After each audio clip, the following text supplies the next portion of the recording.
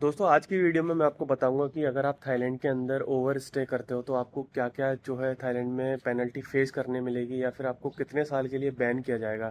वैसे तो आप जानते हैं कि थाईलैंड के अंदर अलग अलग कैटेगरी की इन्होंने लिस्ट बना रखी है कि पहले जैसे कि अगर आप खुद सरेंडर कर देते हो, मान लीजिए आपको 90 डेज हो गया, फिर 1.5 साल हो गया या 3 साल हो गया या उससे ज़्यादा अगर आप रह रहे हो, तो उन्होंने एक कैटेगरी बना रखी है कि इस कैटेगरी में अगर आप सरेंडर करते हो तो आपको कितने साल के लिए थाईलैंड के अंदर बैन किया जाएगा। या फिर अगर दूसरी कैटेगरी है कि मान लीजिए किसी इमिग्रेशन ऑफिसर ने या फिर किसी पुलिस ने आपको पकड़ा और उन्होंने जब आपसे पूछताछ करी, तब उनको अगर आप मिलते हो कि आप ओवर स्टे कर रहे हो, तो उस केस में आपको कितने साल के लिए बैन किया जाएगा। तो आज इस वीडियो में मैं आपको पूरी चीज़ें बताने वाला हूँ थाईलैंड के अंदर ओवर स्टे करने पर क्या क्या जो है आपको कितने साल के लिए थाईलैंड के अंदर बैन किया जाएगा। तो वीडियो को पूरा एंड तक देखना। तो दोस्तों मेरा नाम है सनी और मैं थाईलैंड के बैंकॉक सिटी में रहता हूँ। तो दोस्तों सबसे पहले मैं आपको अपनी स्क्रीन पे लेके चलता हूँ, फिर मैं आपको बताता हूँ कि कैसे जो है वो कितनी पेनल्टी या कितना फाइन जो है आपको लगता है थाईलैंड में ओवर स्टे करने का थाईलैंड के अंदर।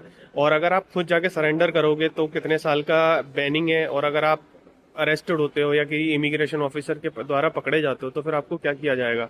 तो आप पहला देख सकते हो, period of over stay in case of alien surrendering to the authorities. मतलब कि आपने खुद जाके सरेंडर कर दिया कि भाई मैं जो है अब सरेंडर करता हूँ, तो आपको कितने साल के लिए थाईलैंड बैन कर सकते हैं। तो देखो, अगर आप मोर देन 90 डेज से ज्यादा हो तो आपको 1 साल के लिए, अगर 1 साल से ज्यादा है तो 3 साल, 3 साल से 5 साल और 5 साल से 10 साल का है।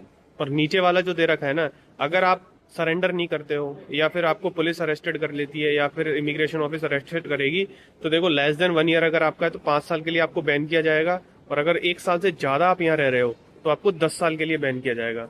तो आप ये चीजें ध्यान रखें, अगर आप थाईलैंड में ओवर स्टे कर रहे हो तो आप इसके अकॉर्डिंग जो है वो देख सकते हैं कि आपको क्या करना है। आपने दोस्तों आपने अभी मेरी स्क्रीन पे मैंने आपको बताया कि अगर आप थाईलैंड में ओवर स्टे करते हो तो आपको कितने साल की जो है एंट्री बैन करी जाएगी।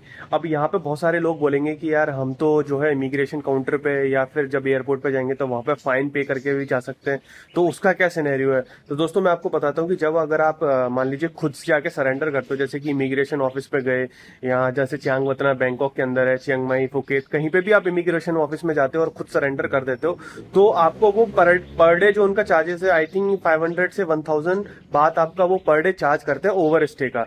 बट अगर आप उनसे डिस्कस करोगे, उनसे थोड़ा नेगोशिएशन करोगे, तो हो सकता है वो आपके ओवर स्टे पर डिपेंड करता है। जैसे 1 साल या 1.5 साल अगर आप स्टे करे हो तो आपसे 10,000, 15,000, 20,000 बाट आपका फाइन लगाएंगे और आपको एंट्री जो है वो भी बैन कर देंगे।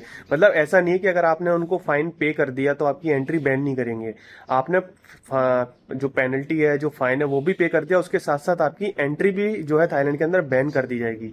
तो ये चीज आप ध्यान रखें अगर आप थाईलैंड में ओवर स्टे कर रहे हैं या फिर आप अगर ऑलरेडी कर रहे हैं यहाँ पे, तो आपको डाउट है कि भाई कैसे क्या चीजें होंगी, तो आपको इस वीडियो में समझ में आ गया होगा कि भाई कैसे जो है आप ये चीज कर सकते हो। बट मैं यहाँ पे लास्ट में एक चीज बोलूंगा कि भाई किसी भी कंट्री में कभी भी ओवर स्टे मत करो, क्योंकि ये एक लीगल काम होता है और ये चीज बिल्कुल गलत है। अगर आप थाईलैंड की बात करो या फिर किसी भी कंट्री में बात करो, तो ये ओवर स्टे जो है ना, मैं कभी ऐसा नहीं बोलूंगा कि आप ओवर स्टे करें और फाइन देके यहाँ पे चले जाएं। बहुत सारे टूरिस्ट होते हैं, बहुत सारे लोग होते हैं जो ये चीजें करते हैं। बट मैं अपने व्यूवर्स को या फिर जो भी मेरी वीडियो को देख रहा है, मैं उनको कभी अब ऐसा नहीं बोलूंगा कि आप ओवर स्टे करें।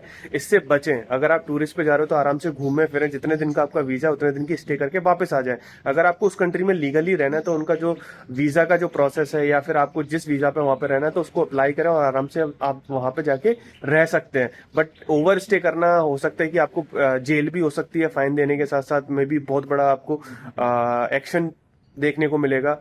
तो बस सोचा कि आपको एक इन्फॉर्मेशन दे दूं इस मीडियम से कि भाई अगर आप क्या करते हो ओवर स्टे में तो क्या क्या चीजें होती हैं। तो आई होप आपको समझ में आ गया होगा। अगर फिर भी आपका कोई डाउट है तो मुझे आप कमेंट करके पूछ सकते हैं, या आप मुझे इंस्टाग्राम पे फॉलो करके वहां पे भी मैं आपको बता दूंगा कि अगर आपकी कोई भी क्वेरीज है थाईलैंड वीजा से लेके या फिर थाईलैंड ट्रेवल से लेके, तो मैं आपका वहां पे रिप्लाई कर दूंगा। और अगर वीडियो पसंद आए तो वीडियो को लाइक करें और उन लोगों के साथ शेयर करें जो थाईलैंड ट्रेवल करने वाले हैं या फिर थाईलैंड की सोचते हैं कि भाई हम थाईलैंड में कैसे सेटल हो सकते हैं। तो ये वीडियो उनके लिए काफी इंपोर्टेंट होगी। तो चलिए मिलते हैं नेक्स्ट वीडियो के अंदर।